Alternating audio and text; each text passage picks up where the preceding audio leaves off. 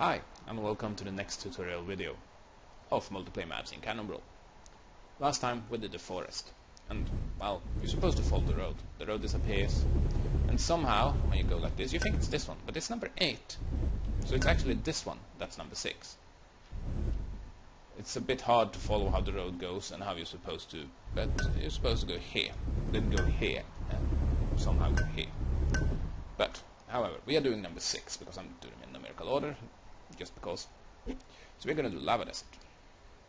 I'm gonna do points of the map and one important build for each map, and one good build that works. This map is pretty much the most boring to play in the game, my opinion, and the most simple and the most, well, hard to do different things on. But I'm gonna do something simple here. This map, though, has a trick to it. We are the blue side, the opponent are the red side. I'm playing against the AI, and the AI will not play ultimately, so won't be able to demonstrate points in late game, but I'll be able to demonstrate the early game. Gold mine. I'll take the gold mine first. Mine first. Don't do balloons, don't do anything if you can take a mine in the beginning. Always take the mine first. Nothing else. And if you think, okay, I take the mine, I'll take a balloon to the next mine. Wrong. That's not the most effective way of doing it. The most effective way is, after you take the first gold mine, is to build a cannon as far to the right as you can, or to the left if you're on the right side, but towards your opponent as far as you can, and then use it, and then take the second gold mine, which the cannon will enable, and then use the cannon to fire and open the diamond mine. Right. This is effective. Otherwise you'll have to build a cannon by the diamonds anyway, and say, well, you still have to use a balloon for the diamond mine. Well, the thing is, you want the cannon far forward. And this map is all about the middle ground. Isn't it effective to have a cannon by a diamond mine that can fire and don't have to sell it? Because the first cannon I build in my strategy, I sell while taking the diamond. So after taking the diamond, immediately can build in the middle ground. Well, for the back cannon counter, fire without upgrade in the middle, and if it's upgraded, it's quite poor to fire there. If you build one next to the diamonds instead and open that way, you can use it when you upgrade it to fire, but the opponent will get the ground advantage. Really important in this game, ground advantage.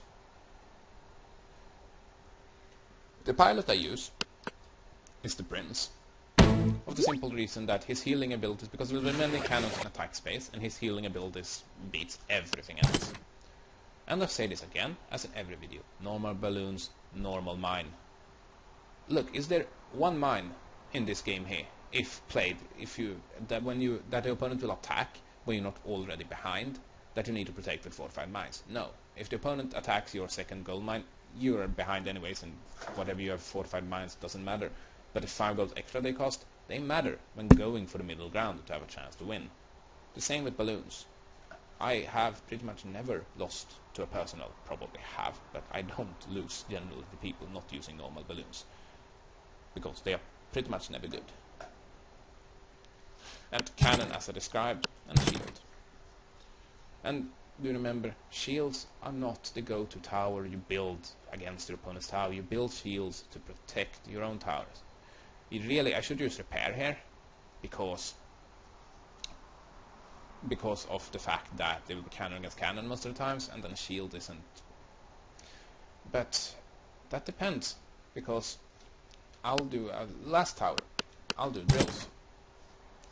The strategy is to have cannons. Well, you see there are two humps in the middle.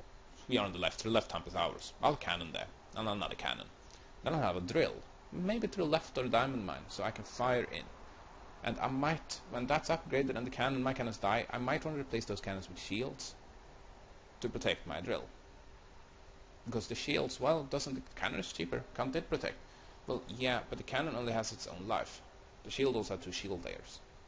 It's all trickier, especially if the opponent just has cannons, and the opponent has drills. Drills are not good against shields, not at all. High cooldown and stuff, so you'll want. So shields is sometimes good, but shields are used to defend against lasers, against drills, and protect your valuable towers. They are not used to defend against cannons. They are definitely not used to defend against missiles. They can be used to zone missiles and demolishes, meaning you place a shield so it's directly in front of the missile, so the missile can barely fire, or directly in front of the demolisher, so that it has to go from its base. That's called zoning, or I just named it zoning. So, I'll do drills. Now you're gonna see the strategy here. So, the AI is princess, but the AI will play good no matter what. Mine first. Messed up a bit there.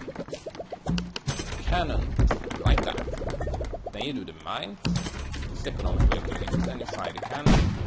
You will immediately put the balloon. Place the balloon there. You sell your cannon. You can also do the mine before you sell the cannon. If you feel that's easier. Like this. Then you do the cannon here. Now the opponent probably, if it's good, have a cannon here as well. You fire at the cannon. That's now it's worthless. Then you're going to be able to do a second cannon, and you're going to be able to stay here and heal from your opponent's cannon fire. And now this is going to die just because the first damage. That doesn't mean that. See. Pretty much not.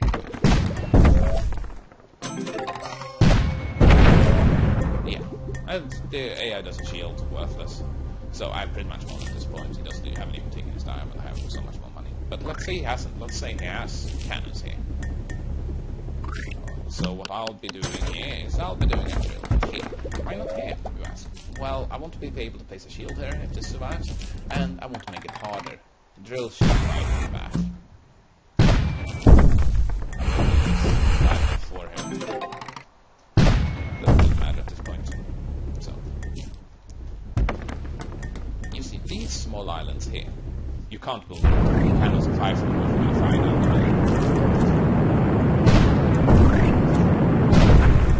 They are for defending shield if he tries to snipe. You can build cannons here and fire towards the enemy base this way. But he'll place shields here and block it. That's why they are there. This top here. Not really useful. You see, warheads doesn't really do anything. I'll just fire them down easily. He doesn't imitate them. He could. Yeah, he's sometimes really stupid.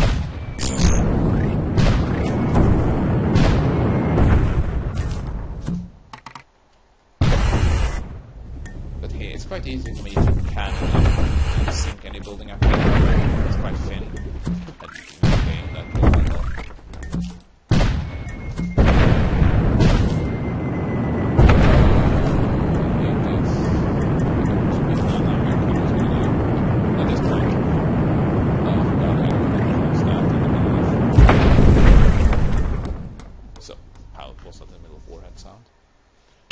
So that's the strategy, and that's the ways to think. The middle ground is important. Ground is so important in Cannon Brawl. Always remember that. You stay back, the opponent will have more ground, and he will win, at least if he's good. This is all about controlling ground. And sometimes that's not enough either if the opponent has more upgraded or better buildings. But this is the build order I use. The prince will heal the cannons, and will be quite good. And Minionette can freeze, and King can block with shields. Why is Prince better? Because he heals in an area of effect. The King only blocks one shot every about 30 seconds, I think, and the Minionette freezes sometimes, but it freezes a short time. Minionette is good at freezing things like firing lasers, when the enemy laser fires, or disabling shields. King is good at blocking drill shots that do a lot of damage, but Prince heals. Prince is not good if the opponent has drills, but on this map, if he goes drills immediately, you should be able to cannon push it and kill. And you have your own shields. If he does drills, just put a shield in front. And then use cannons. You like 1 or 2 cannons, whatever you have, depending on how fast he does drills. Because you don't have to do shield immediately against drills. You can let 1 drill shot hit. Level 1 drill shot isn't that powerful. It won't kill a cannon most of the time. So it could. Well, I hope you understood something I said today. I'll see you next time.